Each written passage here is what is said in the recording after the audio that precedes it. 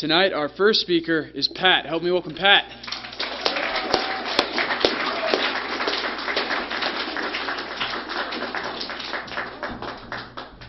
All right. Thank you very much. Thank you. I spilled water on myself. That's embarrassing. I'm Pat, and I'm alcoholic. All right. So let's see. My sobriety date is March 1st of 2019. So I recently got 9 months. I have a sponsor, really close friend of mine now. I have a home group. I have service commitments at my home group.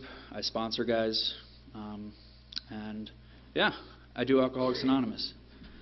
I am an alcoholic. People who know me will confirm this. Most of them haven't seen me drink, but they know I'm an alcoholic by the way I think and act sometimes. I want to make it clear that I didn't come from work.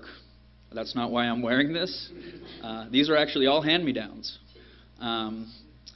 Still getting my life together, so, you know, I'm a fry cook, and I'm actually pretty happy doing that, which might sound weird. Alcoholics Anonymous hasn't given me material things, and it's just given me a new pair of glasses. It's helped me to see the world from a different point of view. Where I once felt completely hopeless, I feel okay now. Even days like the past couple days, I've been a little screwed up in the head, right? Worrying about things. I like to worry a lot, because if I don't worry about stuff, who's going to worry? You know, who's going to get this taken care of? And I don't know. I was taught a few things from this program, and I recognize that, yes, I do worry, but I don't need to anymore. And I have some direction now. So I came up here, I don't really know what I'm going to talk about. So we're just going to see what happens. I should probably look at the time. Okay, so I'll go like till 25. So do we have any retreads here, people who relapse a lot? That is a good amount of the people here. I am one of those people. Constitutionally incapable of being honest with myself. That might seem like a death sentence if you think you might have that. I thought it was. Turns out I was just plucked too ripe, you know. I wasn't ready for AA, and that's okay. You know, a lot of people here aren't, and that's fine. But we're here, and we're ready when you are. I've been to 10 different rehabs, been to jail probably 5 or 6 times. I don't know how many psych wards, probably around 10. Halfway houses, whatever. Lots of stuff. Alcohol and other substances. I'm mostly an alcohol guy. I do drugs alcoholically. It's very bad. A guy like me should not do drugs.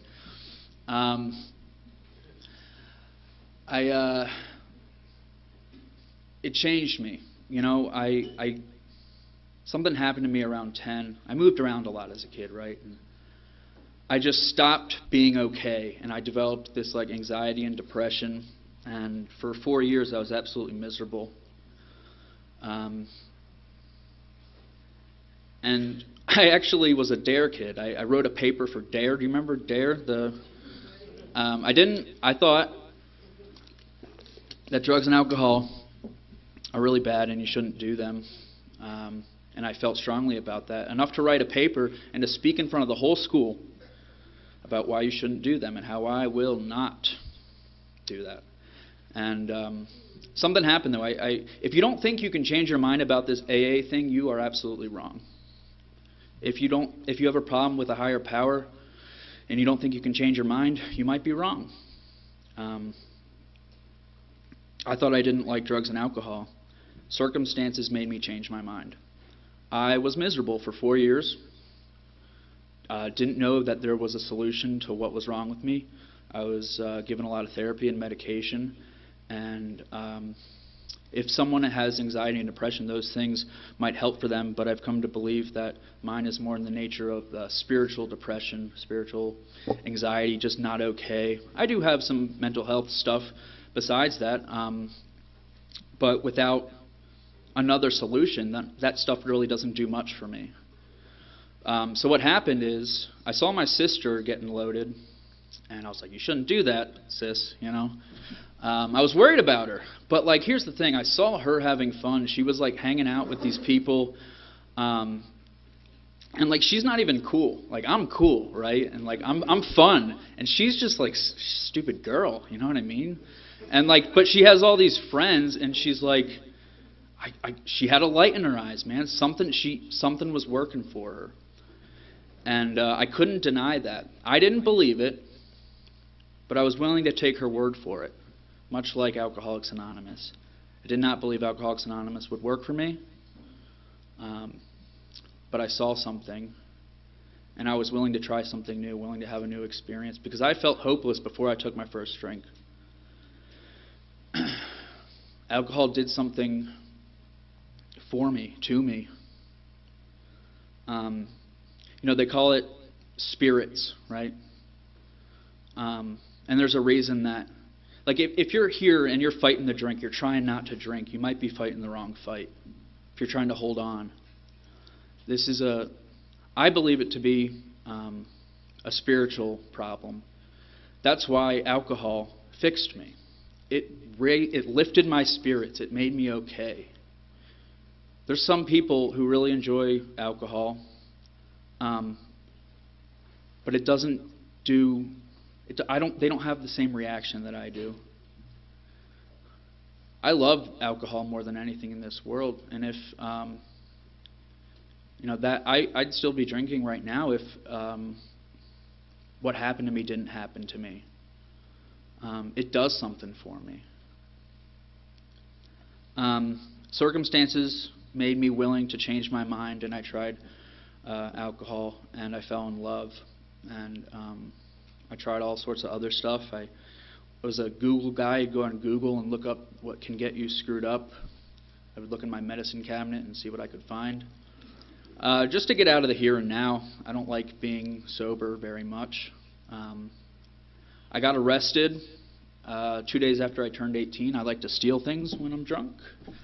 And that is a theme. Talk about it with me sometime and I'll tell you about it. But got put on probation, and I couldn't pass drug tests, you know. They said, Pat, you can either go to rehab or go to jail, and I obviously went to rehab. Around this time, I had been getting pretty miserable, though. Drugs and alcohol weren't doing for me what it used to do. My friends, who I thought drank like me, were starting to say, we don't want to be around you. Not when I'm sober or when I'm drunk. When I'm sober, I'm a miserable person to be around. And when I'm drunk, I always just overshoot the mark. It got to the point where, like, it's not that like my tolerance was raised, but I needed more to be okay. And the problem is I could never reach the mark. I was looking for the sweet spot that I used to be able to cut it off when I got the sweet spot. Something happened where I couldn't cut it off anymore, and I always overshoot the mark, and I'd go too far. And consequences. See, the thing is, like, I didn't want to stop drinking. I wanted to drink alcoholically and not have the consequences. And there's probably a lot of people in this room who can relate with that. I went to rehab, and I learned about Alcoholics Anonymous. Didn't like the God thing, didn't like much of any of it, but I saw that there was people who were like me. I believed that they were like me because they were talking like me. They were speaking my language, and they were okay. And I couldn't get over that. I believed them. And I ended up getting sober for like 2.5 years, and my life got pretty good. I think I needed to drink again. I don't think I had experienced... here's the thing. I kind of do this. I start talking about one thing and then I think of another thing. But I had this idea at work the other day. I was making tater tots, and... I think about stuff when I'm making tater tots, and the thing I was thinking about was how like, I have a problem with commitment. I don't know if anyone can relate, but see, when things get bad enough, I like to run to rehab. I like to run to my parents. I get uncomfortable, and so I can't really commit to this alcoholic life. I can't commit to dying an alcoholic death because I'm afraid, and so I run to rehab, and then I'm just waiting, And I might think things are bad, I want to change, but I'm not willing to absolutely give myself to this program. I can't commit to recovery, and I can't commit to drinking, and I'm stuck in this perpetual state of, like, shit, man, misery. And I did that for years. So I drank after 2.5 years because I couldn't give myself to this program. I can hold it together. I can get sober. Everyone here maybe is sober, right? I don't want to make assumptions, but most people here are probably sober. And, like, you can get sober. Anyone can get sober. Like my friend Rick says, spit on a cop, you will get sober. And for a little bit. And I can hold it together. Since I relapsed after those 2.5 years, I could hold it together I held it together once for 10 months, 9 months. It keeps getting shorter. Fear sobers me for a bit, and I could not or will not give myself completely to this program. I think I actually could not do it. I believed the voice in my head that I given authority to my whole life more than I believed in you people and this program and any type of God. Nothing was really different this time, facing prison. You can ask me about that sometime. Kept getting loaded. I had given up on Alcoholics Anonymous. Because like I said, I had been sober over the past, I don't know how many, probably 90% of the time I've been sober out of the past 6 or 7 years, because I'm a real, I was going to say I'm a real bad alcoholic. You guys can probably relate. So when I drink, I can't hold, I'm not very functional. I drink really heavily, and bad stuff happens really quickly, and then I'm forced into sobriety through jails or anything like that, and then I'm just waiting. And I'd convinced myself that AA didn't work for me. I had tried it and it failed. And I asked who was a retread here or someone who's a chronic relapser, and I don't know, I guess something happened to me this time. I went on a bender to end all benders. It wasn't much different from any other one, but something happened different was that I was drinking about a half gallon a day, which is a lot for anyone, right? And I wasn't getting much relief at all. Wasn't getting relief. And I think as long as I think that I can get some ease and comfort out of the drink and I can keep the consequences down to a minimum, I always have a back door at a AA. That might be your case, and that's okay. You might just have to stay in this limbo or drink again. I don't know. But I got to the point where I could see the truth. And I was in the psych ward after a couple weeks of being sober, because I don't really like being sober. And I realized for the first time that I hadn't given this thing a real shot. Maybe, just maybe, if I give myself completely to this program, something will happen. I don't know. Maybe not. But maybe. And that mustard seed of hope gave me the willingness to try new things. See, I don't know what works. I don't know if what my sponsor says works or what you people say works, but I have a good idea of what doesn't work. And I became willing to try something new. And today, I work the 12 steps of Alcoholics Anonymous. I believe that they're principles by which I live my life. And I'm not granted sobriety. I'm not granted lifetime sobriety, even for the next week, month, year. I don't care. I have to surrender daily, and sometimes I don't like it, but I'm willing. So, given the thing, so I got to shut up now. But thanks for letting me talk, guys.